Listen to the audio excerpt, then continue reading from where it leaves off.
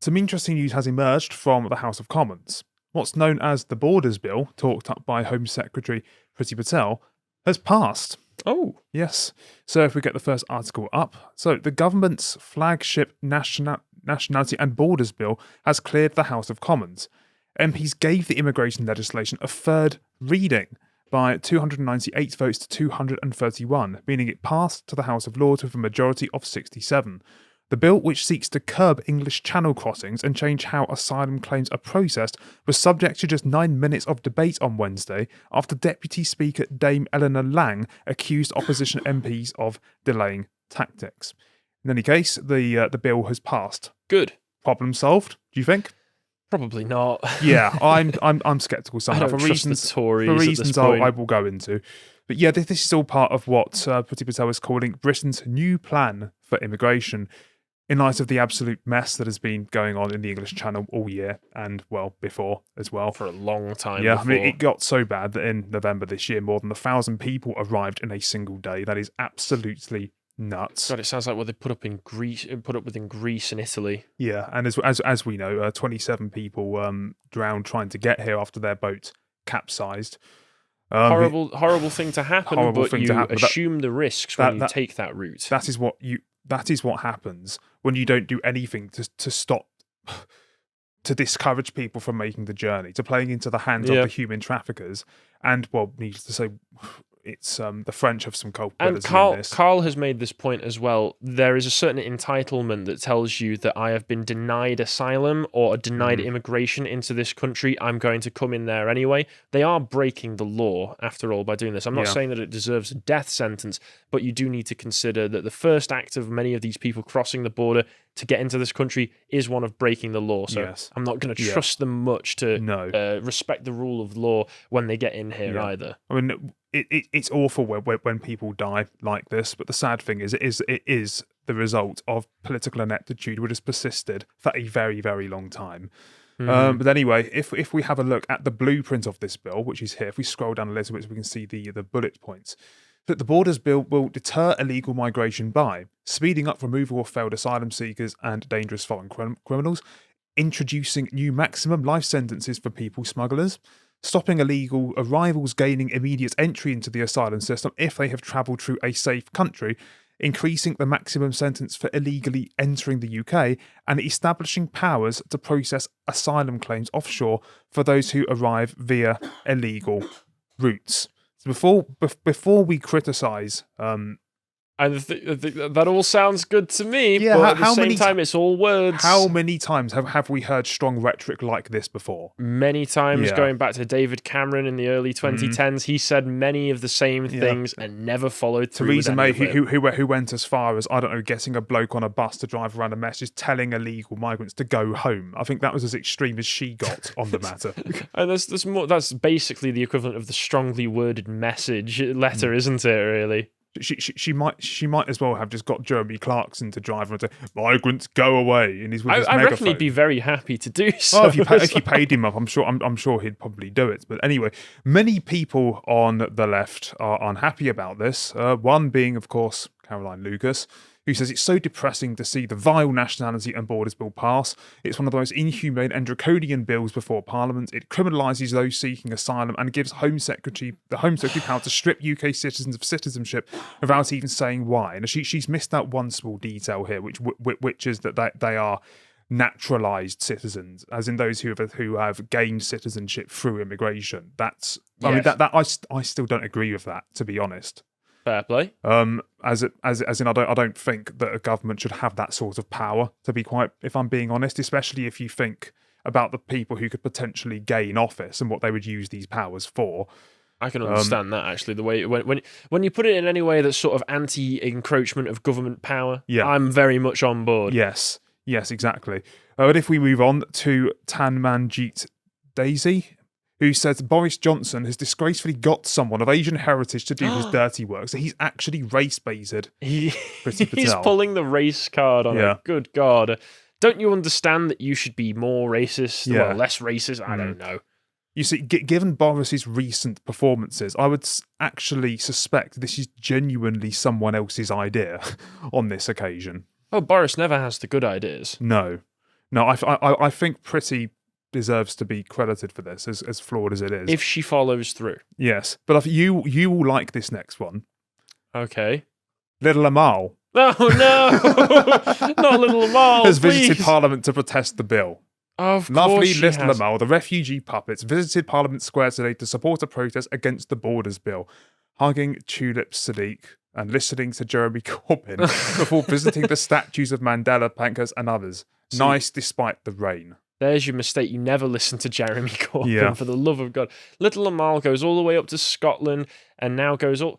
Oh my And somehow God. looks creepier than Oh before. no, Little Amal was just a way of sneaking in more refugees and asylum seekers. Oh no. Yeah, they even included the phrase They went to Scotland for COP26, now they've gone back down to Parliament, and now we're never going to get rid of her. Who can we get to assassinate Little Amal?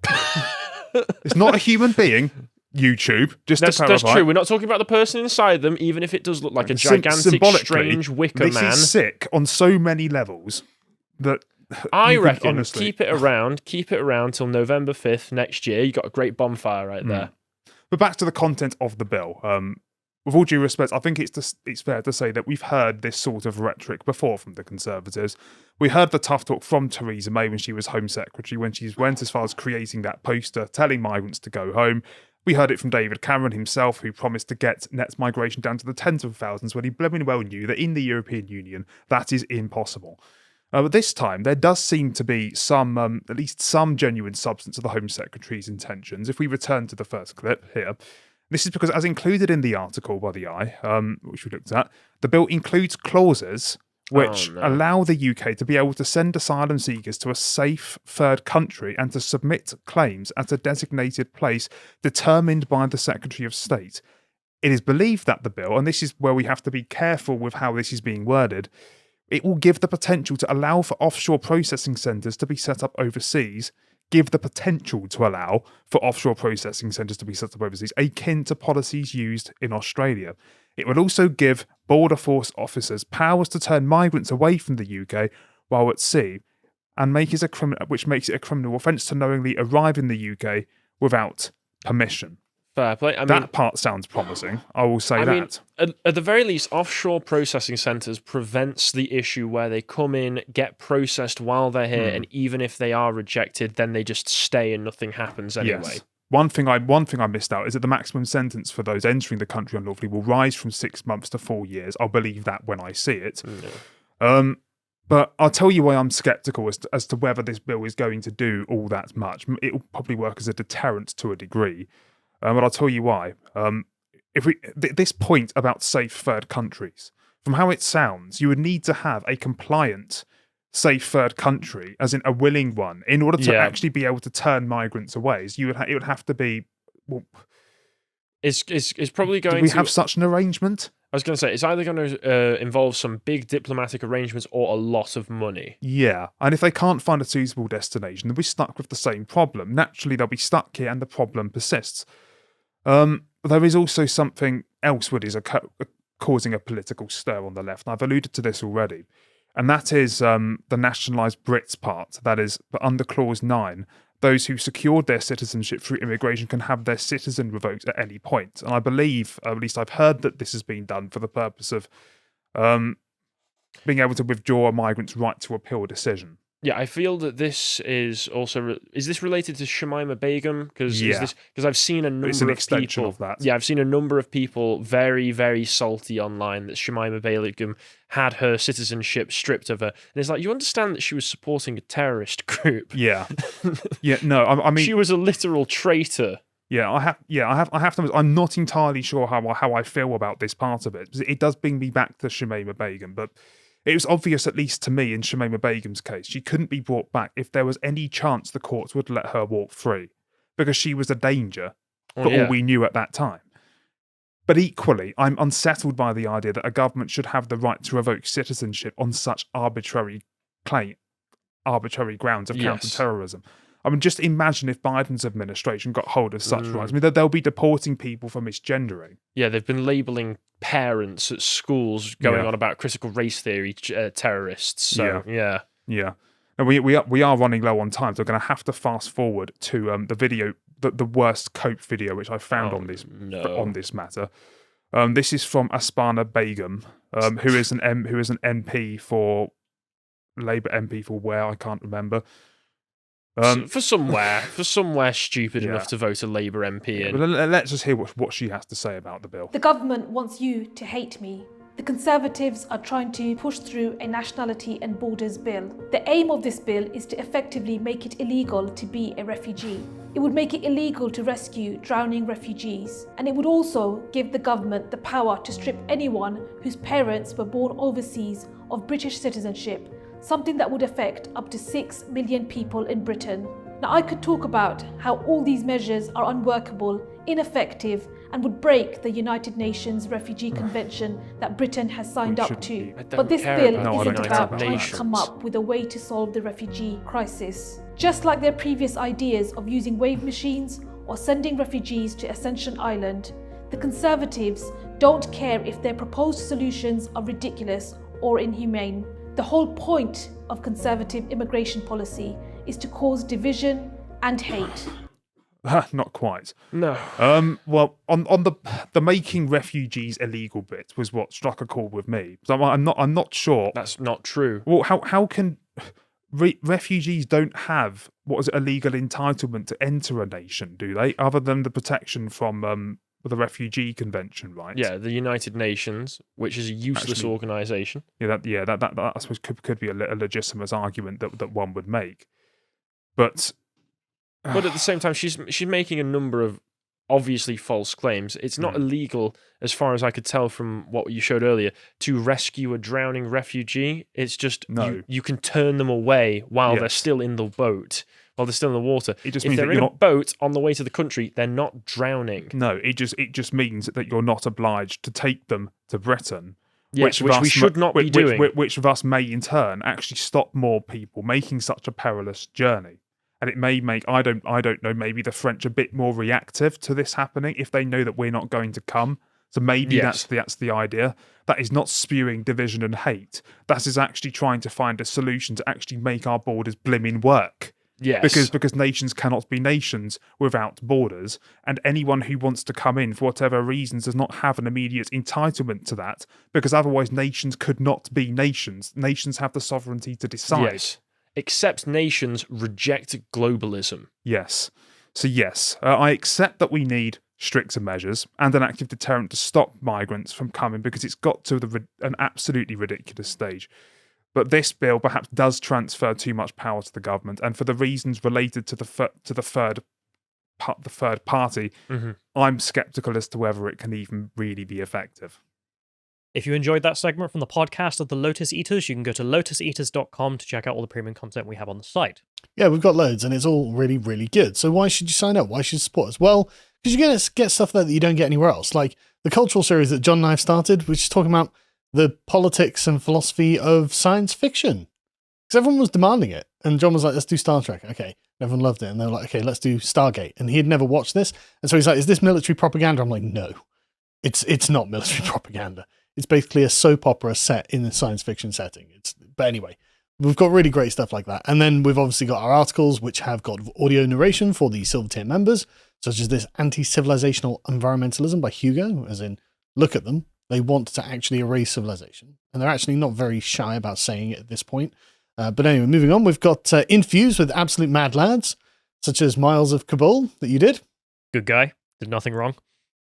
Ironically. This is the guy who had to be evacuated out of Afghanistan because he was on holiday there. Basically. Yeah, the funny thing is, like, there's loads of criticisms of him that are out there, but we just sat down and went through them, and none of them hold water. So yeah, he seemed like a really nice guy, and he's got a very placid temperament.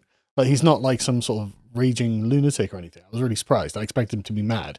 But anyway, we've also got loads of regular content, such as our book clubs. This is the Communist Manifesto that Thomas and I recently did.